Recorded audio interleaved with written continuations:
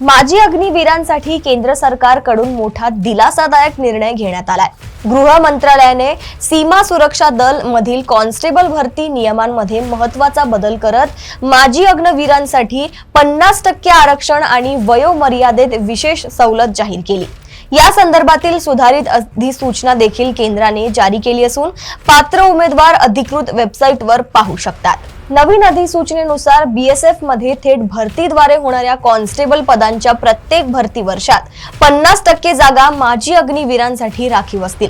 याशिवाय 10% आरक्षण माजी सैनिकांसाठी, 3% जागा कॉम्पेडाइज्ड कॉन्स्टेबल समयोजनासाठी राखीव ठेवण्यात येणार आहे।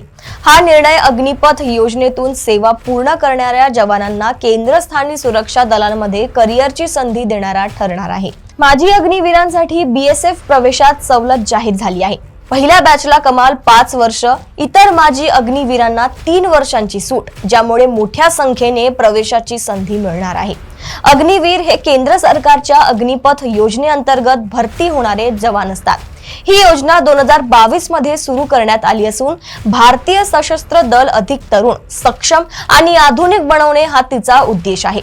अग्निपथ योजनेतून तरुणांना भारतीय सेना, भारतीय नौदल आणि भारतीय वायुदलात 4 वर्षांच्या अल्पकालीन सेवेसाठी भरती केली जाते। या कालावधीत सेवा करणाऱ्यांना अग्निवीर असे संबोधले जाते।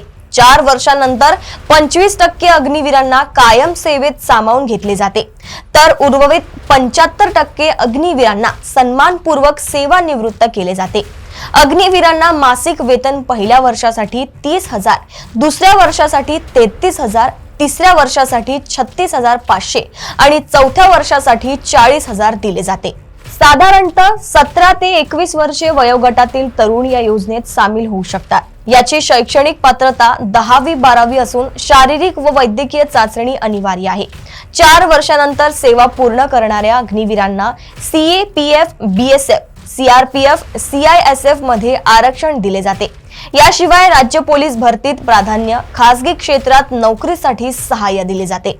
अशाच घडामोडी व अपडेट्स मी साक्षी आपल्यापर्यंत पोहोचवत राहील। तोपर्यंत बघत रहा देशोन्नती। नमस्कार।